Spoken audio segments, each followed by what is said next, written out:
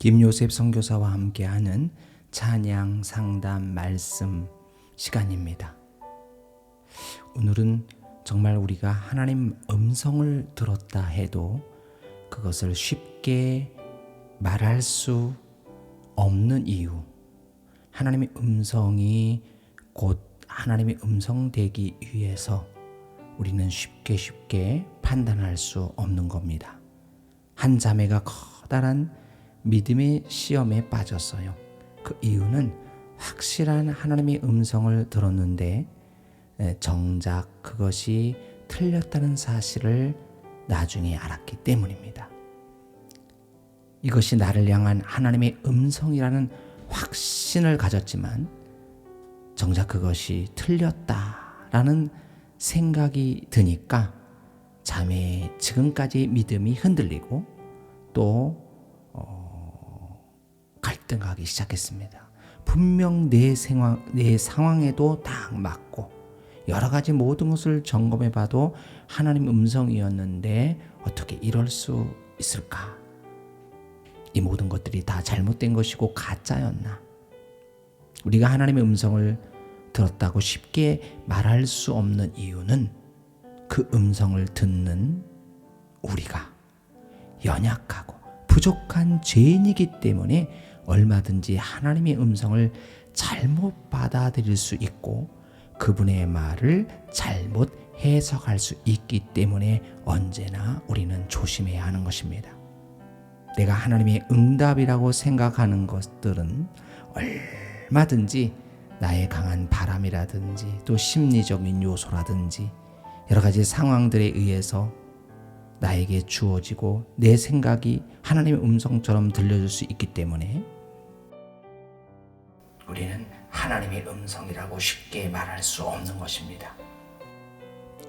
우리는 하나님의 응답이라는 것을 나의 생각으로 확신할 수 있고 또 내 생각을 하나님의 응답으로 생각할 수 있기 때문에 이것은 하나님을 믿는 것이 아니라 하나님의 응답을 받기보다는 나의 확신을 믿고 나의 확신대로 되기를 원하는 우리들의 마음이기 때문입니다.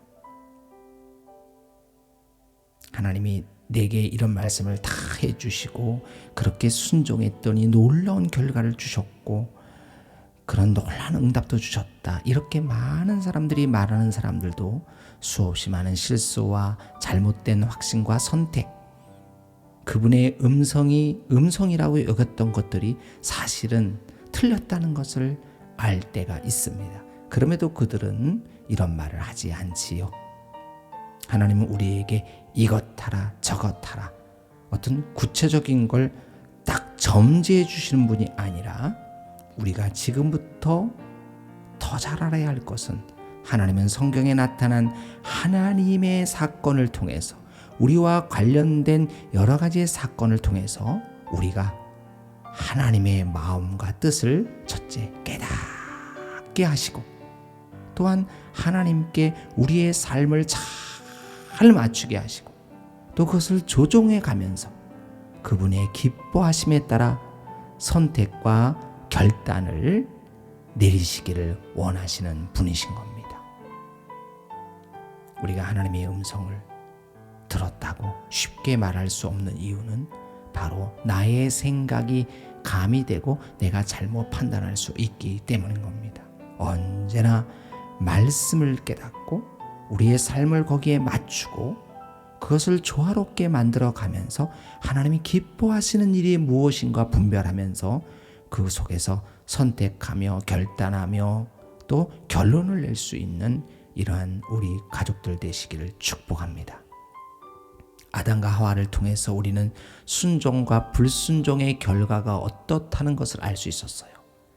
가인과 아벨을 통해서 제사의 중요성, 그 예배의 중요성을 알게 됩니다.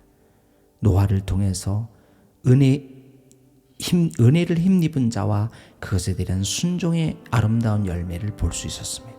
아브라함과 이삭은 믿음을 통해서 순종의 것을 보여주시고 야곱은 열정과 기도를 보여주고 요셉은 비전과 겸손을 보여주고 모세는 아름다운 리더십을 우리에게 보여주고 있었습니다. 우리가 신년에 참 하나님의 그 정신을 받아들이면서 우리가 더욱더 영적으로 바로 서야 할, 그리고 또 전진해야 할 그 놀라운 영적 정신을 우리에게 하나님이 주셨습니다. 그 첫 번째 정신이 주의 주권을 인정하는 정신입니다. 로마서 14장 6절 이하에 우리가 살아도 주를 위해서 살고 죽어도 주를 위해서 죽나니 사나 죽으나 주의 것이다 말씀하셨어요. 이 주의 것이라고 하는 확실한 소속감과 신분에 대한 확정, 오늘 이 정신이 우리에게 필요합니다.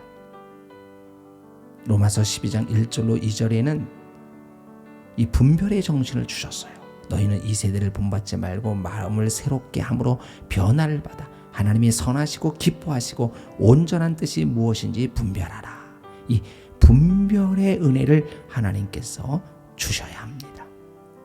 더 나아가서 로마서 8장 5절로 14절에 우리는 하나님의 인도를 받아야 합니다.